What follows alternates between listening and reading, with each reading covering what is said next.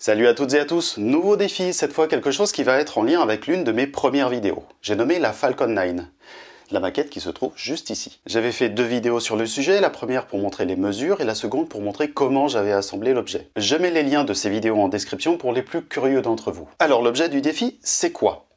J'ai ici cet œuf en plastique transparent, qui ne m'a pas été donné pour faire un œuf de Pâques, mais qui m'a été donné pour me dire qu'il y avait de meilleures solutions que d'utiliser un œuf en polystyrène pour faire la tête de ma fusée de SpaceX. Oui, c'est vrai.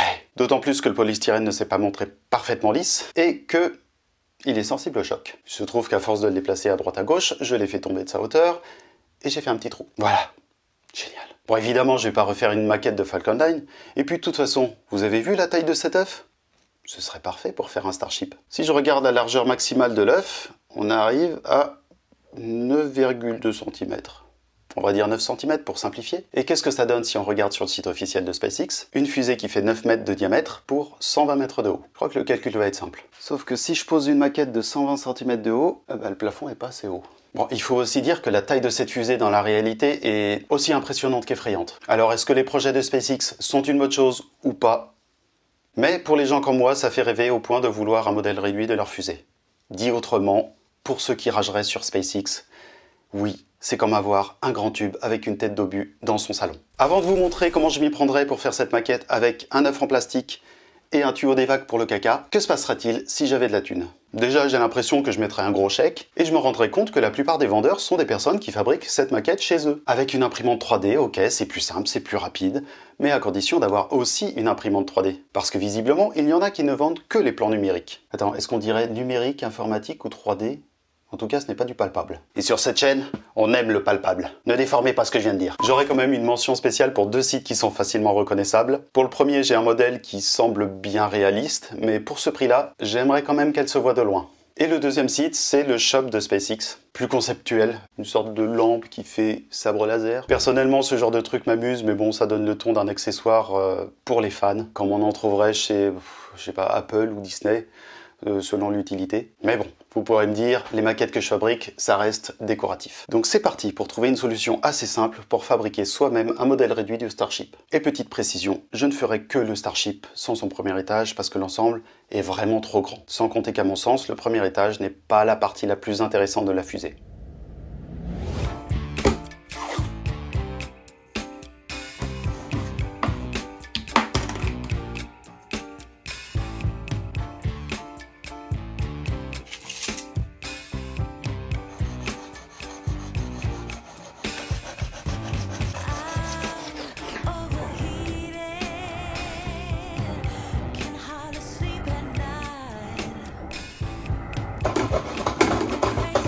Olé!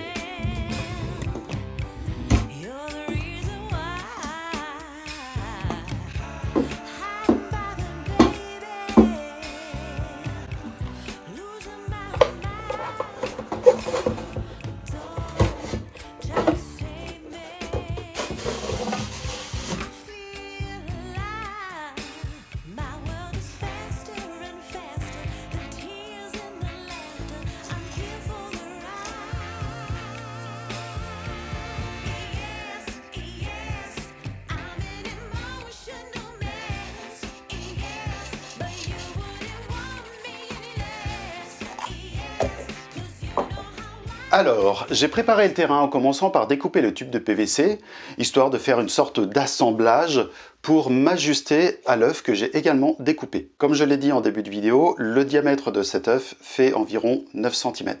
Et le problème, c'est que dans le PVC, il existe du 8 cm et du 10 cm.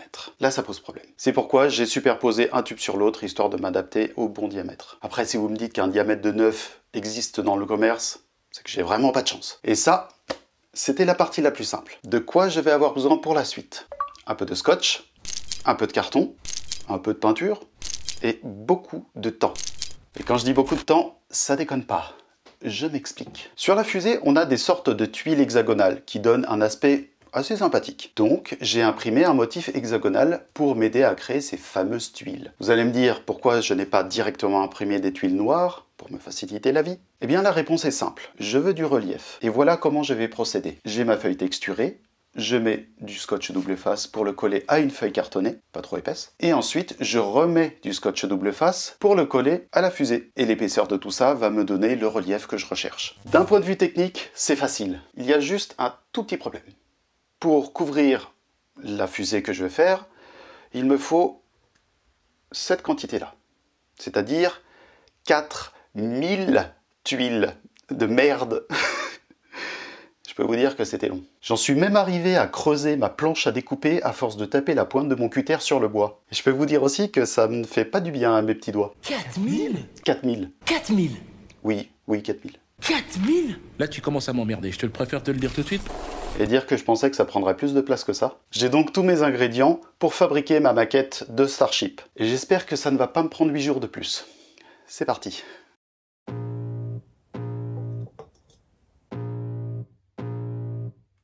I can feel the blood creeping up from the heathens. Got will, got fight, got pride, got reason. If they wanna go eat, then you know I'm gonna feed them. If you're coming for me, hope you're ready for a demon. I got eyes in the back of my head, I'm seeing. Take me for granted and you know I'm leaving. I'ma take what's mine with the webs I'm weaving. I could take this crowd from seeing to believing. Got a taste for blood and my tongue keeps bleeding. From the words I spit, so sharp, so freezing. So cold, behold, frostbite they feeling. I could tear you apart or I could go heal them. Don't believe in fate, don't believe in ceilings. I just need a taste and my mind starts peeling. I don't pace myself, I grind on kneeling. Got lust for change, I just love the feeling.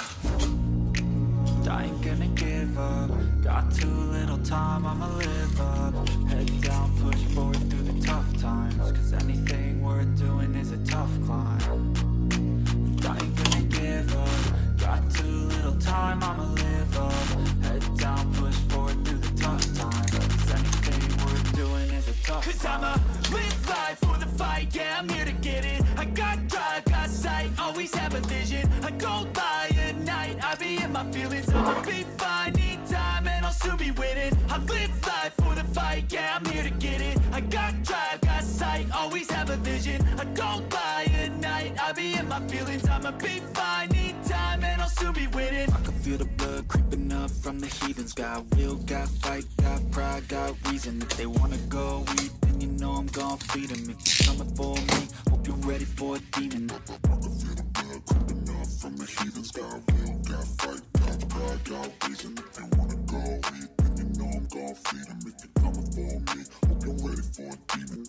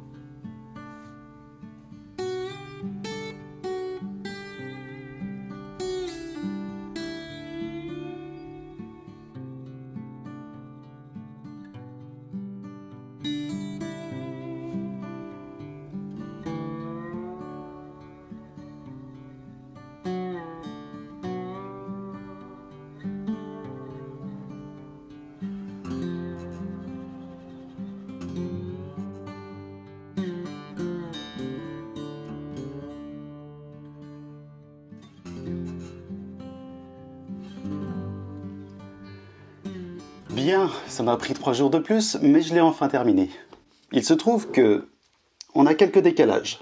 Même si je découpe avec une certaine précision, ou que j'essaye de positionner les tuiles correctement, bah, en fin de compte, les moindres décalages font qu'il y a une réaction qui décale tout le reste, et ça me fait quelques effets bizarres que j'ai essayé de corriger tant bien que mal. Et je me rends compte peut-être que j'aurais peut-être pas dû commencer par le haut, mais plus par le bas. Parce que sur le bas, une fois que je me suis calé sur cette ligne-là, j'ai pu faire un démarrage plus propre, même si, en fin de compte, à ce niveau-là, ça a quand même fini par se décaler. Il se trouve également que certaines tuiles ont tendance à se casser la gueule. Bon, le scotch double face doit pas bien tenir sur la partie PVC, ce que je comprends. Mais le bon côté des choses, c'est que la peinture va permettre de figer tout ça. Ensuite, pour ce qui est de la tâche des palettes, je sais pas comment on peut appeler ça, j'ai déjà anticipé sur des trous qui permettront de faire passer un fil tout du long. Histoire que quand je vais le mettre, je pourrais passer un fil et puis faire pivoter sans que ça se casse la gueule. Je suis pas encore sûr de mon coup. Ah si, on voit bien en fait. Ça devrait fonctionner. Donc, avant le dernier assemblage, il ne me reste plus qu'à faire le mélange de peinture noire avec des touches de gris métallisé que je vais faire directement sur la maquette.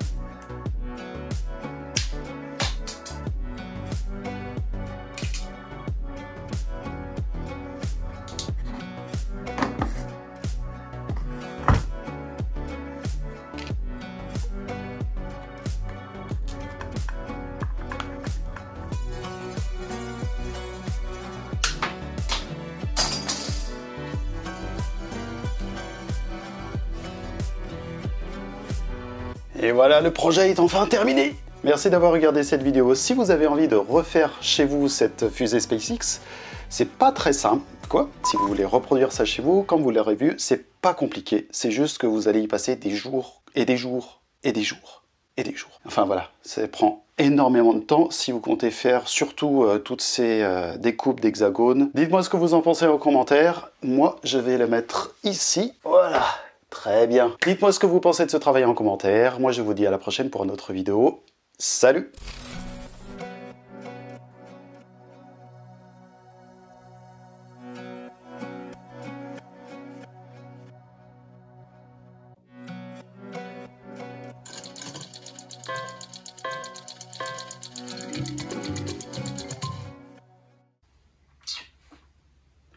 Qu'est-ce qu'elle fouette cette colle?